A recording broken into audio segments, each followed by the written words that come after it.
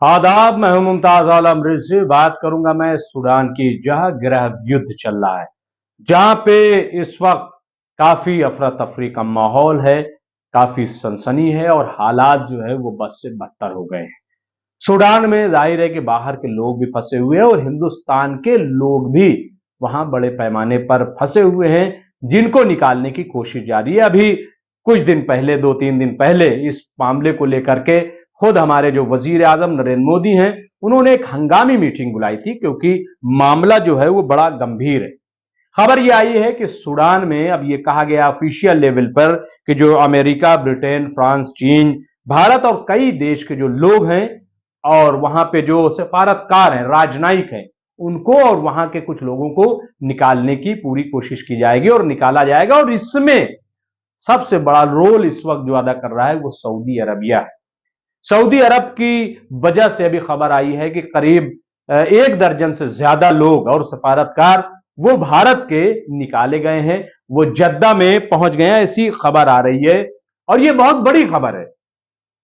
Sudan में जिस तरीके का माहौल है, और उसमें अभी ये जो खबर आई है वो ये है कि सऊदी अरब ने अपने 91 लोगों को निकाला है और जो बाहर के हैं वो 66 लोगों को बाहर निकाल लिया है। वो जद्दा एयरपोर्ट पर पहुंच गए हैं, लेकिन अभी हिंदुस्तानी उसमें कितने शामिल हैं इसकी खबर नहीं आई है। और इस सिलसिले में जो हमारे विदेश मंत्री हैं एस जयशंकर, उन्होंने सऊदी अरब से मदद की अपील की थी और यह कहा था कि आप हमारी मदद कीजिए ताकि हमारे जो वहां नागरिक फंसे हुए हैं, शहरी फंसे हुए हैं, उनको किसी तरीके से निकाला जा सके। और सऊदी अरब की मुदाखलत के बाद अब कुछ हिंदुस्तानी जो है वो निकल आए और सऊदी विदेश मंत्री फैसल बिन फरहान अल सऊद से बात की थी। और उसके बाद जो है ये पूरा मामला इस वक्त सामने है कि काफी हद तक मदद हुई है, लोग निकाले गए हैं और ये मैं समझता हूं कि बहुत बड़ी कामयाबी के तौर पर इसको देखा जा रहा है। मामला क्या है? दरअसल वहां पे जो आर्म फोर्स है और रैपिड सपोर्ट फोर्स है, उनमें दोनों में झगड़ा हो गया है। दोनों में जो वहां पे सरकार है कि इस पे किसकी सरकार रहेगी, क्या वहां पे आर्म फोर्स की सरकार रहेगी या फिर रैपिड सपोर्ट फोर्स रहेगी। और दोनों जो है वो दावा कर रहे हैं हुकूमत को लेकर के, क्या वो हुकूमत चलेंगे, और इसीलिए दोनों में झगड़ा चल रहा है। और इसकी वजह से अब तक हजारों लोग वहां पे मारे जा चुके हैं, ऐसी खबर है। और हालात जो है वो बद से बदतर है। और ये पूरी खबर जो है वो खार्तूम से खास तौर से आई है कि खार्तूम के हालात ज्यादा खराब हो गए हैं। और अभी जब ईद आनी थी तो उसमें 3 दिन का जंग विराम किया गया था और उसके बाद ये मौका मिल गया कि जो बाहर के लोग हैं उनको बाहर निकाला जाए, तेजी से बाहर निकाला जाए।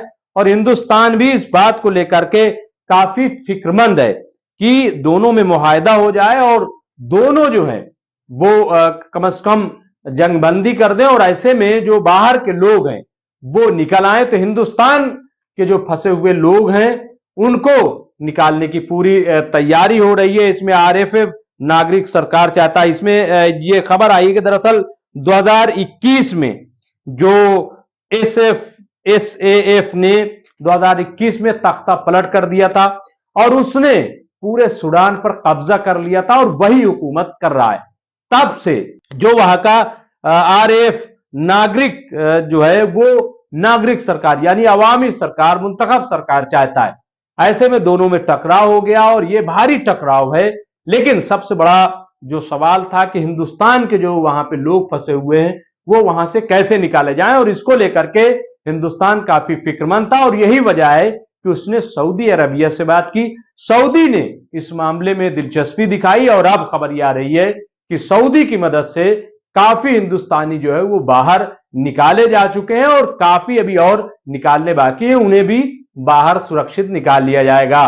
बहरहाल हम सब दुआ करेंगे कि जो भी हमारे शहरी सूडान में फंसे हुए हैं वो किसी की भी मदद से लेकिन वो बाहर आ जाएं, अपने घर पहुंच जाएं, क्योंकि जिनके घरों के लोग सूडान में रह रहे हो, चाहे वो राजनयिक हो, चाहे ताजिर हो यानी बिजनेसमैन हो या आम काम करने वाले लोग हैं, जाहिर है कि उनके अहले खाना बेचैन होंगे, परेशान होंगे, तो उनके लिए भी हम दुआ करते हैं और उनसे कहेंगे कि आप सब्र कीजिए।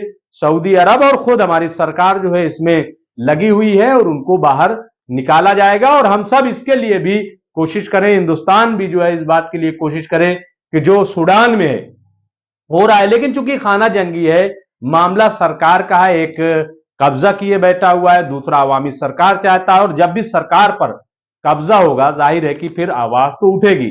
कोई सरकार को यरगबाल नहीं बना सकता दुनिया में कहीं भी अब, क्योंकि लोग बेदार हो चुके हैं। लोग जो है वो सड़कों पे आएंगे, आवाज उठाएंगे, उसमें जान रहे या जाए, और वही सूरत हाल सूडान में है। लेकिन हमारी जो कोशिश है वो ये कि हमारे लोग किसी तरीके से वहां से बाहर आ जाएं।